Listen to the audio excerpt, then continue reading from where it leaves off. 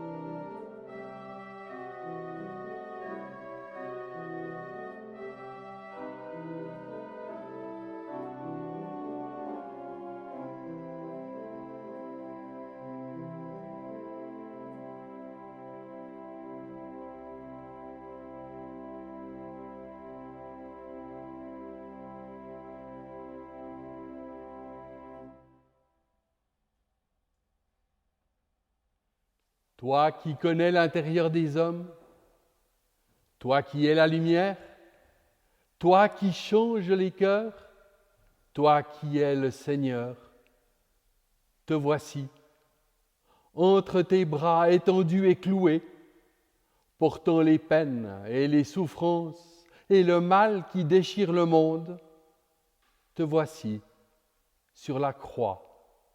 Prenons près de toi pour les protéger, tous les malheureux et les maltraités, tous les malades et les affligés. Te voici sur le bois mort, semant la vie de Dieu en tous les enfants de la terre. Te voici exposé sur la colline, nous murmurons, je reste avec vous pour toujours. Rien ne peut vous séparer de mon amour. Je m'incline, je m'abaisse, je me fais tout petit, je m'agenouille avec émerveillement et avec joie devant toi, notre Seigneur, et devant ton amour si grand. Amen.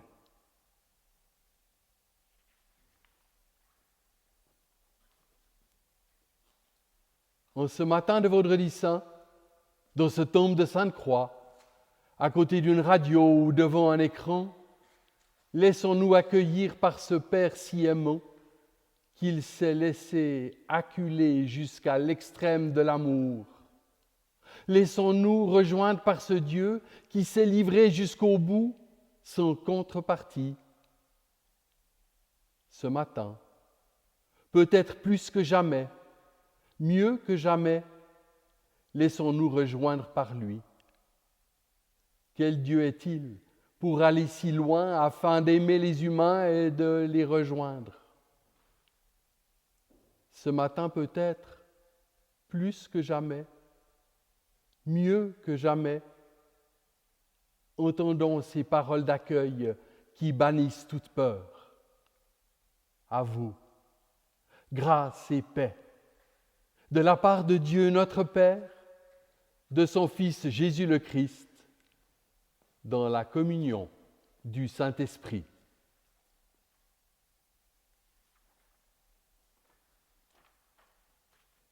Nous savons la fin. Pâques, heureusement, est au bout du chemin. Seulement, pas de Pâques sans Vendredi Saint. Il faut suivre la route. Et ce matin, la honte, la souffrance et la mort seront notre pain. Nous sommes appelés à suivre maintenant Jésus le Christ sur son chemin de croix.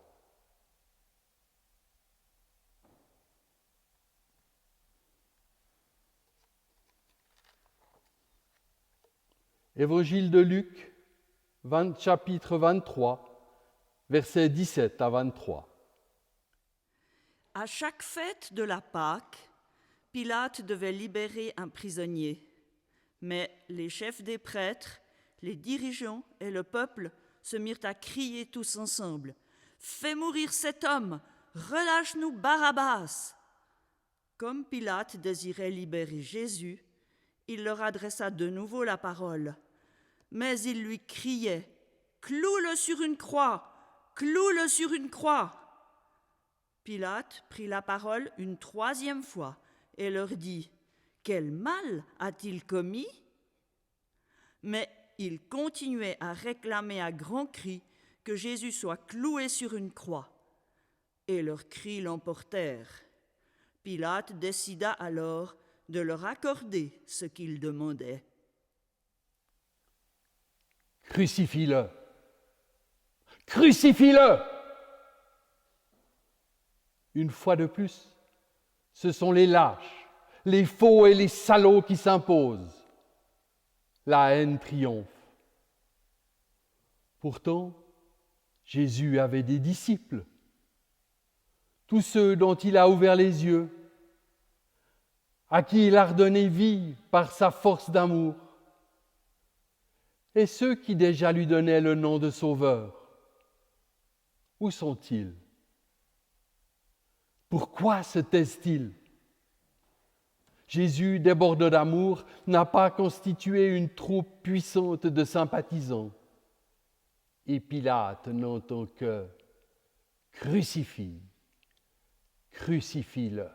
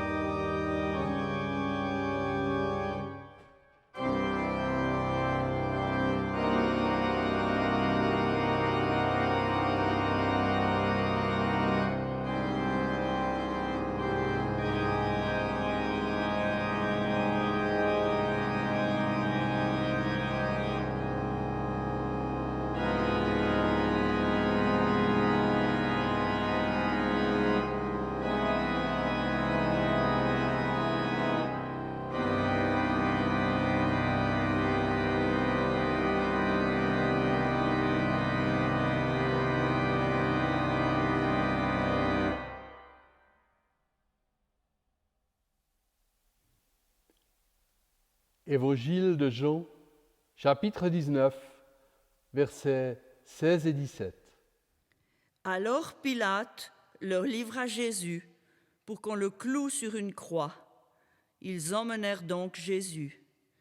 Et il dut porter lui-même sa croix pour sortir de la ville et aller à un endroit appelé le lieu du crâne, qu'on appelle en hébreu Golgotha. Viens, ô ma croix. Pourquoi Jean insiste-t-il sur cette épreuve supplémentaire? Jésus a-t-il lui-même porté sa croix? Les autres évangélistes se souviennent, eux, qu'un paysan du nom de Simon a été forcé de la prendre sur son épaule. Mais se charger de porter soi-même sa croix fait partie des exigences premières de Jésus. Et ce que Jésus exige, il le pratique. Viens, viens, ô ma croix.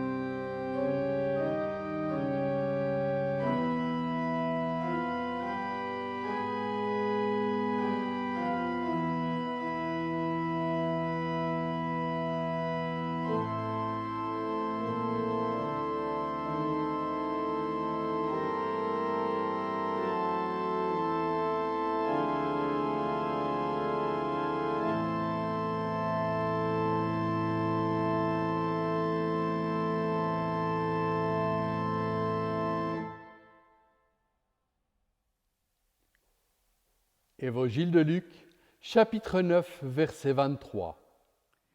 Jésus disait à tous, « Si quelqu'un veut venir avec moi, qu'il cesse de penser à lui-même, qu'il porte sa croix chaque jour et me suive. »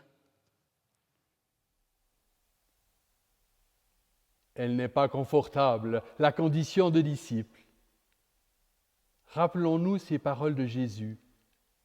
Oublie tes propres intérêts et porte la croix qui t'est donnée, comme moi, je l'ai fait. Mais Luc va plus loin. Chaque jour, reprends ta charge et avance. Celui qui s'effondre n'est pas dispensé d'épreuve. Jésus, lui aussi, est tombé et s'est relevé pour essayer encore.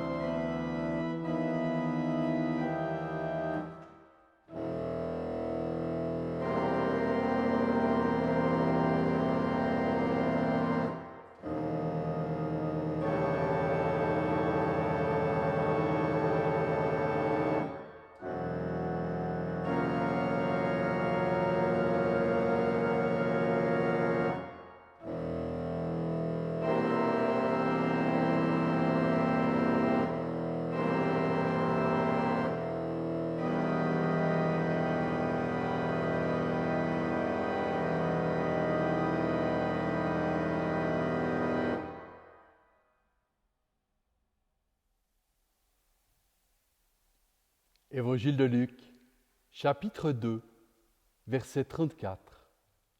Siméon les bénit et dit à Marie, « Cet enfant sera un signe de Dieu auquel les gens s'opposeront.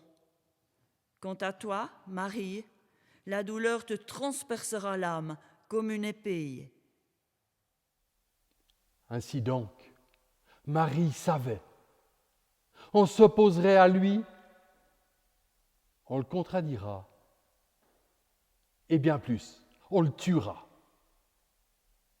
Sur le chemin de son supplice, Marie s'est décidée à le rencontrer. C'est ce que la tradition post-biblique laisse entendre. Mais pourquoi alors nous raconte-t-elle pas ce que Jésus lui a dit ? Peut-être parce que le lien si fort entre Marie et son Fils divin est hors de portée de ce que peuvent imaginer les plus pieux narrateurs.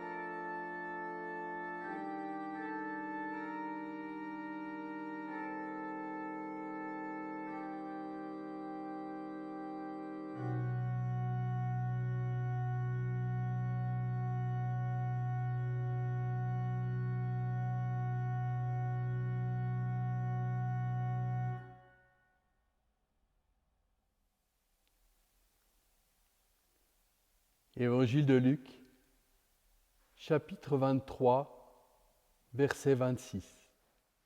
Alors que les gardes emmenaient Jésus, ils rencontrèrent Simon, un homme de Cyrène, qui revenait des champs.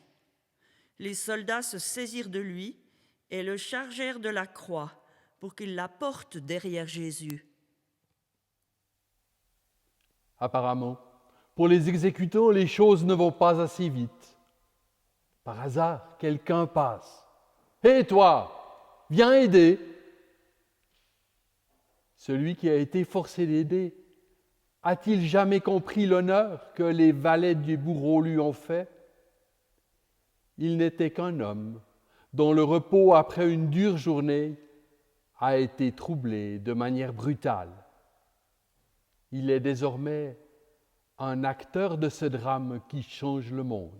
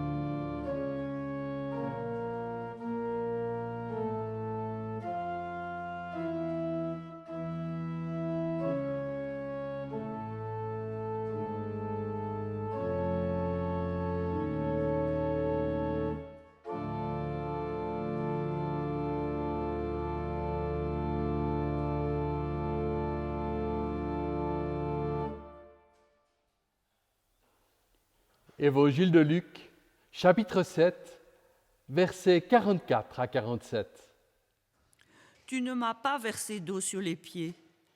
Tu ne m'as pas embrassé. Tu n'as pas versé de parfum sur ma tête.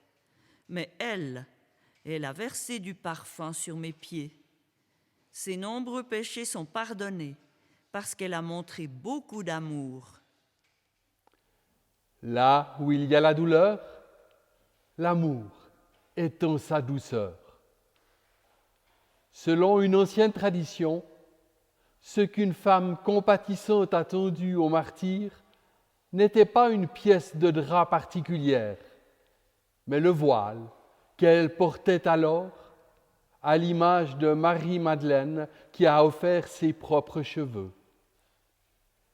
Et ce que ce voile fait apparaître au travers de l'icône du Christ qui s'y est imprimée, c'est la femme miséricordieuse, Véronique, l'image véridique de Jésus.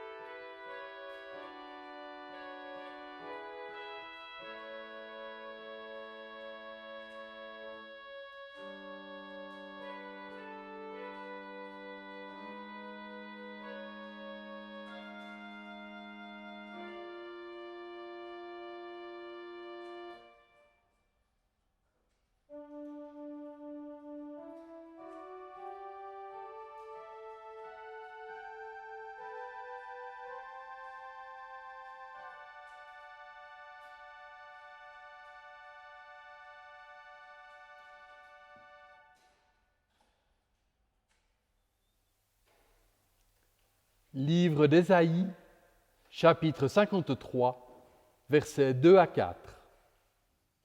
Il n'avait ni l'allure, ni le genre de beauté qui attire les regards. Il était trop effacé pour se faire remarquer. Il était celui qu'on dédaigne, celui qu'on ignore, la victime, le souffre-douleur. Et nous pensions que c'était Dieu qui le punissait ainsi, en le frappant et en l'humiliant. Des hommes l'ont battu. Et même, il se croit encore plus juste, encore plus fort. Ils ont leurs preuves. Dieu est de leur côté. Lui aussi le frappe. Il faut s'en débarrasser au plus vite. Et diable, en plus, ça traîne. Il faut que ce soit derrière eux. Les uns, car c'est leur job. Les autres, car le sabbat se rapproche de manière inquiétante. Il faut que Dieu soit loué, mais surtout sans dérangement.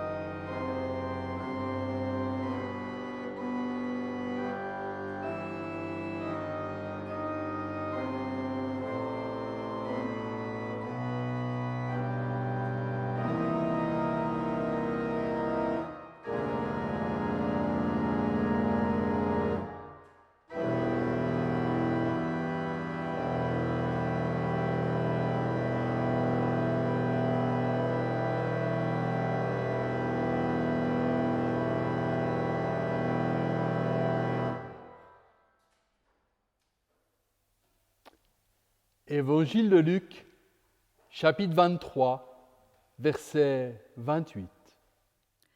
Jésus se tourna vers elles et leur dit : « Femmes de Jérusalem, ne pleurez pas à mon sujet, pleurez plutôt pour vous et pour vos enfants. N'ayez pas honte de vos larmes, laissez-les couler. Mais au cœur du désespoir, réfléchissez. À cause de quoi pleurons-nous? Et surtout, de quoi oublions-nous de pleurer? Ce qui, en ce moment, nous étrangle l'âme n'est pas encore la souffrance du monde. Ce qui défie nos larmes est notre cœur et nos mains. Jésus, lui, porte nos souffrances il porte ses souffrances et toutes celles que nous n'arrivons pas à porter.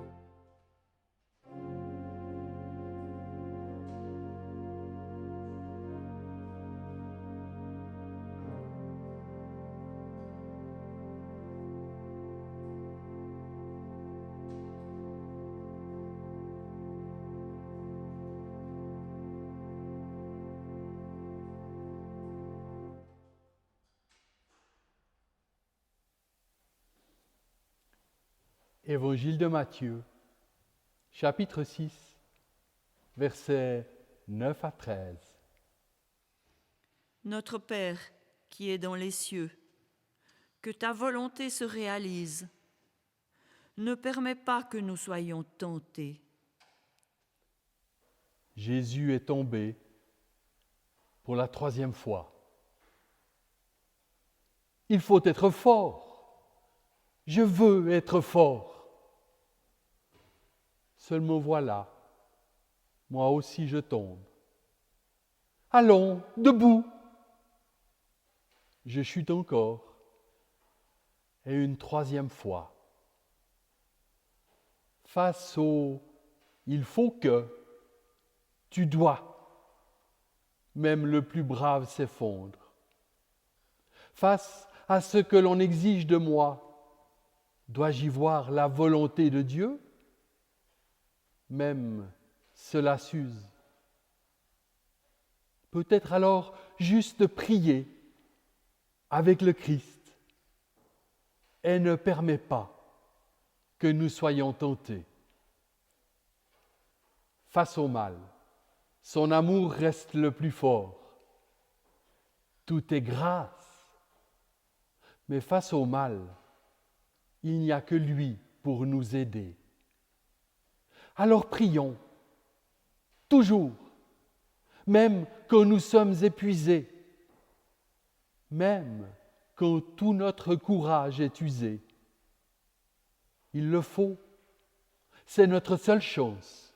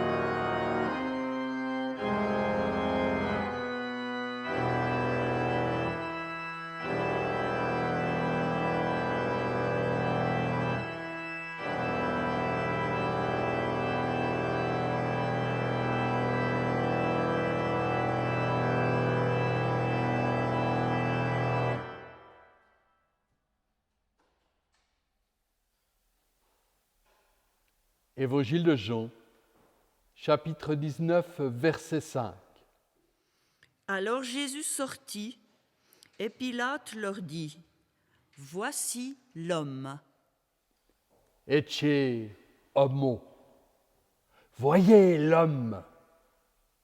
Ainsi s'est exclamé Pilate quand il a présenté l'homme couronné d'épines et vêtu de pourpre. Était-ce une dernière chance d'inviter les agitateurs à la compassion, ou n'était-ce plutôt de sa part que pure haine et dérision? Le voici maintenant nu, exposé, privé de dignité. Mais le compte n'y est pas. Le nu qui va être pendu au bois de la croix est déjà revêtu de la souveraineté de Dieu. Jésus, l'homme, est le Christ, le révélateur de Dieu. Son Père est notre Père, qui nous dit grâce et paix. Ayez confiance. Ecce, voyez.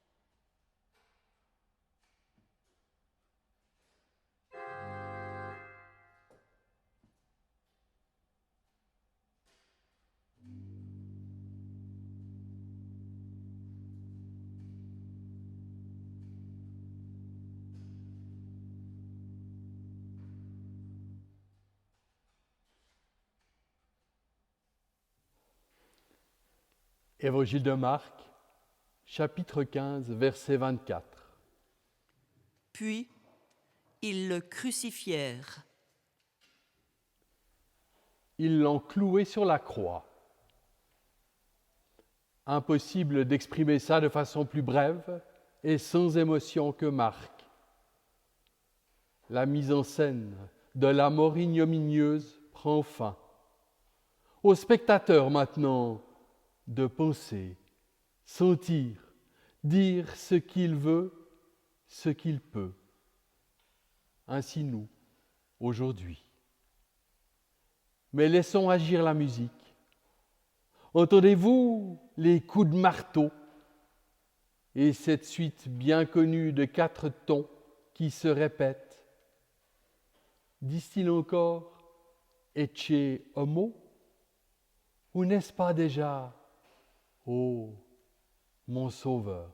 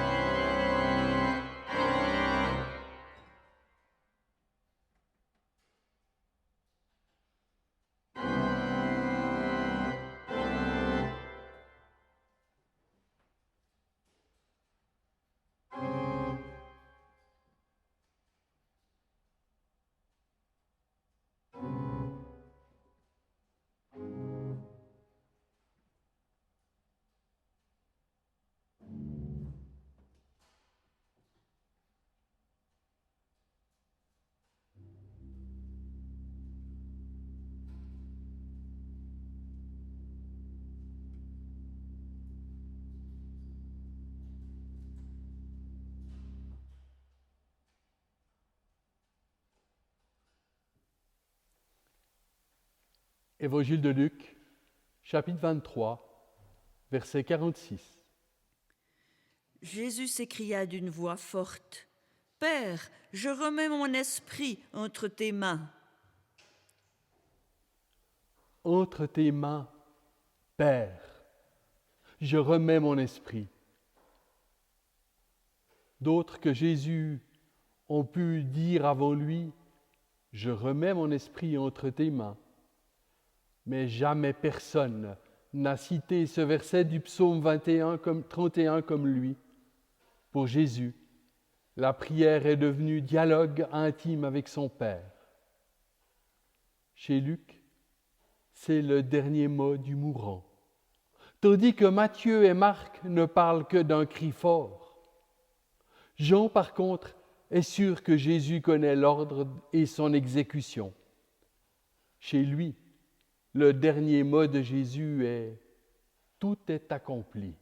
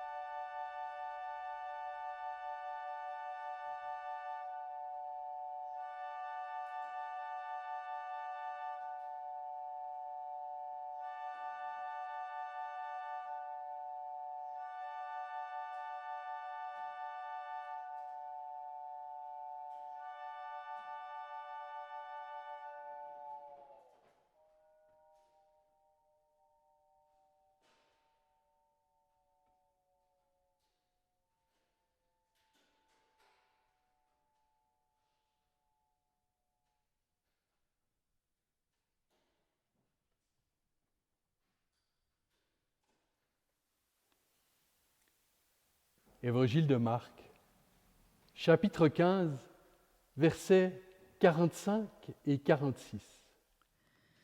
Après avoir reçu confirmation de la mort de Jésus, Pilate permit à Joseph d'avoir le corps. Joseph acheta un drap de lin, descendit le corps de la croix et l'enveloppa dans le drap.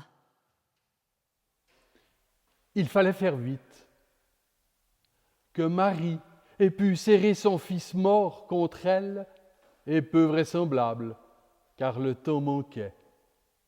Mais quelle force d'expression, quelle douleur et quelle tendresse. La Pietà offre l'image d'un calme intemporel. Jésus, qui retourne chez son Père, est d'abord déposé contre le sein de sa mère. Le cercle terrestre s'est refermé, le monde l'a eu. Mais désormais, elle l'a pour toujours.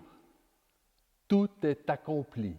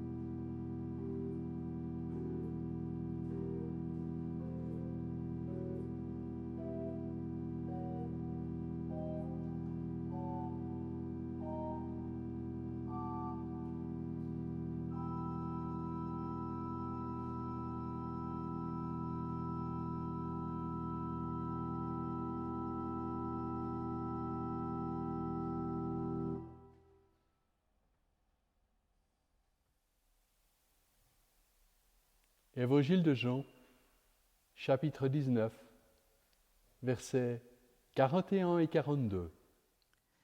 À l'endroit où on l'avait crucifié, il y avait un tombeau neuf.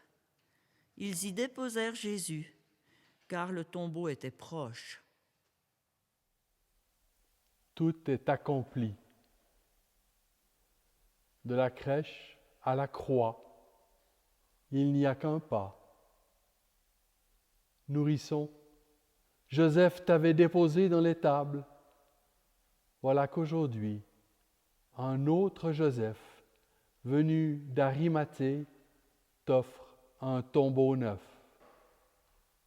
Enveloppé du drap de lin, désormais tu reposes. La pierre referme le sépulcre. La bonne nouvelle est emmurée, étouffée, censurée. Tout est accompli. Vraiment? Attendons maintenant que le Shabbat soit passé. Confiance. Mais que l'attente est longue quand la vie ainsi est confinée.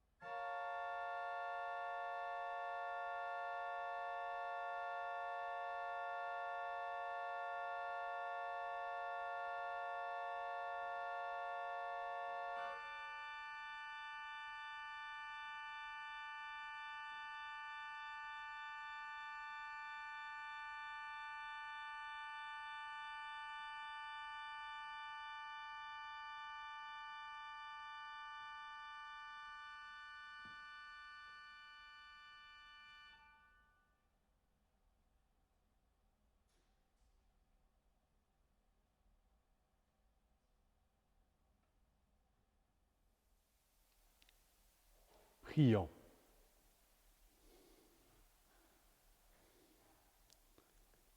Seigneur Jésus-Christ, pour racheter l'humanité perdue, tu as accepté d'être trahi par l'un de tes disciples et livré entre les mains de tes ennemis. Ne permets pas, nous t'en prions, que l'amour de ce monde, la crainte des hommes ou la recherche de leur louange nous incitent, nous aussi, à te trahir. Mais fais-nous entrer dans le mystère de tes souffrances et de ta mort, afin que nous naissions à une vie nouvelle et que nous te soyons fidèles jusqu'à la fin. Ô toi, qui es béni au siècle des siècles. Amen.